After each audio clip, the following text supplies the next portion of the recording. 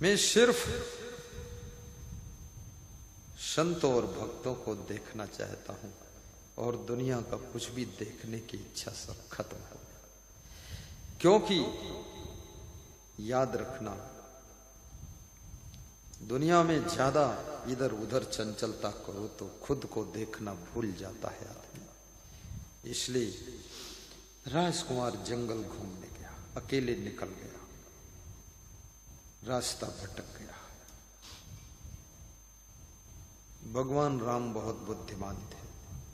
वनवास तो उनका अकेले हुआ था, लेकिन सीता जी को भी साथ ले लिया था कि ये भोजन वोजन बनाएगी, थोड़ा उधर से हमारा मन फ्री रहेगा। और लक्ष्मण को साथ ले लिया कि कहीं छोटी मोटी लड़ाई होगी तो ये कर लेगा, हम ठीक शांत रहेंगे।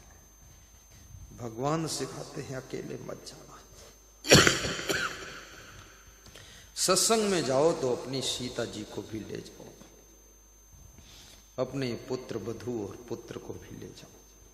सबको बराबर संस्कार मिलना चाहिए। क्योंकि तुम अगर ज्ञानी हो गए, परिवार की सभी सदस्य ज्ञानी हैं, तो तुम्हें ज्यादा कष्ट होगा। क्योंकि वह सब उल्टा पलटा काम करेंगे, तुम ज्यादा दुखी हो। या तो फिर तुम भी अज्ञानी रहो, तब ठीक है। जब घर भर पागल है तो कोई बात नहीं। लेकिन तुम अगर ठीक हो अकेले तो बहुत ज्यादा कष्ट होगा। हमेशा परिवार में जो ठीक है उसी को दुख होता है, बाकी जो नालायक है वो तो सब एक में मिल लेते हैं। इसलिए पूरे परिवार को सुधारने की फिक्र कीजिए। पत्नी को भी सुधारिए, भाई को भी सुधारिए, बहन को सुधारिए, देवरानी जेठानी सबके जीवन में परिवर्तन होना चाहिए। यहां तक कि मायके ससुराल में भी बदलाव आना चाहिए। जो लोग तुमसे जुड़े हुए हैं को चेंज करने की कोशिश कीजिए, तब तुमको पूर्ण शांति की प्राप्ति होगी। पूर्ण शांति की प्राप्ति। केवल आपके अच्छे होने से आपको शांति नहीं मिलेगी। आपके आश्रम में अगर बाकी साधु आलसी है, तुम बहुत मेहनत करते हो, कुछ नहीं होगा, तुम्हें ज्यादा तकलीफ आएगी। सबको पुरुषार्थ सिखाइए, सब मेहनत करें। और साधु बनने के बाद मेहनत करने का मन बहुत कम होता है। क्योंकि अब मार गया तो साधु बनने के बाद लोग सोचते अब क्या काम करना है, आराम करो। और ज्यादा आराम करने वालों को आराम भी नहीं मिलती, उनको बीमारी मिलती है। और इतना बीमार रहते हैं कि हमेशा फिर बीमारी रहते हैं।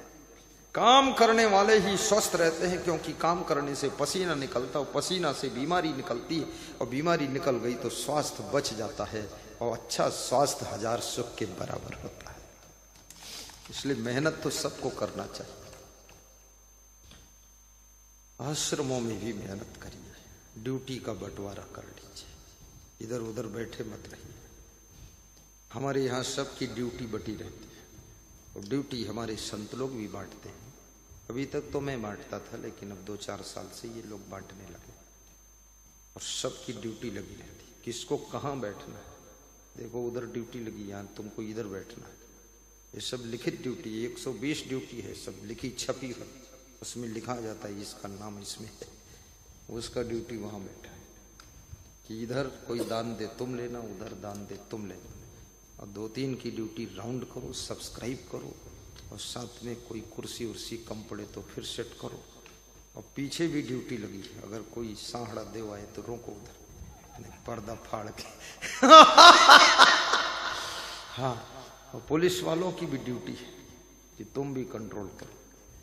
सब ड्यूटी, ये संत की ड्यूटी है। चंवर भी डुलाओ, रजिस्टर में नाम भी लिखाओ। नया संत है उसका नाम लिख कर दो, कोई पर्ची है मुख्य अतिथि की वो दो, पानी कम पड़े पानी पिलाओ, और मुस्कराओ। तो ये मुस्कराता रहता है। सब जिम्मेदारी होना चाहिए, और मैंने सबकी जिम्मेदारी ली। मुझे जिम्मेदारी लेने में सुख मिलता है। मैं आपकी भी जिम्मेदारी लेता हूँ। ऐसा नहीं तुमको यहाँ कुछ हो तकलीफ नहीं होगी, मैं जिम्मेदारी रखता हूँ। क्योंकि तुम यदि आए हो तो मेरे प्रेम में आए हो, और मैं जिसके यहाँ जाता हूँ उसकी भी जिम्मेदारी लेता हूँ। आज मुझे डॉक्टर नीरेंद्र जी, साहू समाज के अध्यक्ष हैं, वो आए तो उसका मैंने पेट देखा। मतलब पेट खोल के नहीं देखा, ऐसे दूर से। तो मेरे को लगा ये भूखा है, मैंने कहा डॉक्टर साहब तुमने भोजन अभी नहीं किया है। बोले जी गुरुजी। तुमने कहा रायपुर जा रहे हैं, पहले भोजन करो चल के हमारी भंडारा। बोले जी गुरुजी। तो हमने अपने कमांडो को भेजा, जाकर बिठाकर खिलाओ इनको, भोजन खिलाओ, डॉक्टर भूखा है। बोले जल्दी चल दिए थे कि आप कहीं फिर विश्राम में चले जाओगे, मिलो। तो भोजन नहीं किया गुरुजी।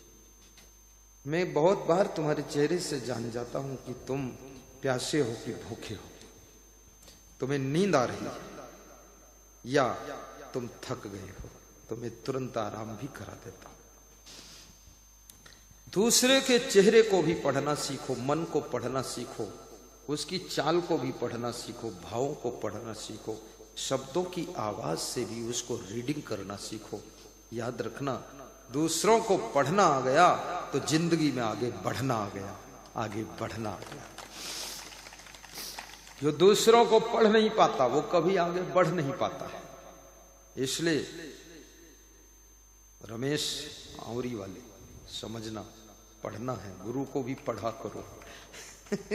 ये भी महान भक्त है। एक मुड़पार का भक्त आया, खड़े हो, कृष्णा, ये कृष्णा साहू कह रहे थे गुरुदेव सन 2012 में आपको बुलाया था, बहुत भयंकर प्रोग्राम हुआ था। हमने कहा, हमने मन में सोचा इसका मन बदल जाए, ये सन 2027 में फिर बुलाए हमको, तो उसका मन थोड़ा थोड़ा चेंज होने लगा। आनंदी राम आनंदलाल दोनों भाई भरदा टटंगा से, हमने कहा तुम उन्नत ये हो कि नहीं? बोले 2 नई गाड़ी लिया हूं, बिल्डिंग बनाया हूं, ये लिया हूं, वो किया हूं। तो हमने कहा प्रोग्राम फिर कर दो। बोले जब तारीख दे दो हम तैयार हैं। दोनों भाई रेडी है। याद रखना, गुरु का प्रोग्राम करने से कभी धन कम नहीं होगा, इसकी गारंटी मैं लेता हूं। कभी भी किसी के यहां धन कम नहीं हुआ है। जब धन तुम्हारा धर्म में लगता है, जब तुम्हारा मुट्ठी भर चावल मेहमान खाता है, तभी वो मुट्ठी से ट्राली भर हो जाता है।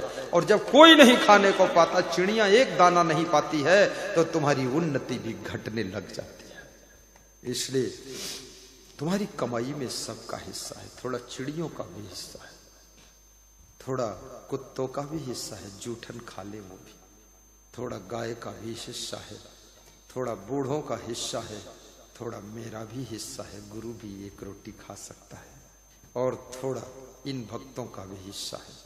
आज मन्नू लाल जो प्रोग्राम कर रहे हैं, बहुत बड़ा भंडारा सबके लिए बन रहा है। सत्संग के बाद मन्नू लाल के घर पे चलना और सब लोग भोजन करके जाना। कल बहुत लोग यूं ही चले गए, आज मैं याद दिला देता हूं। मैं समय पर बंद भी कर दूंगा, तुमको भोजन खिला दूंगा।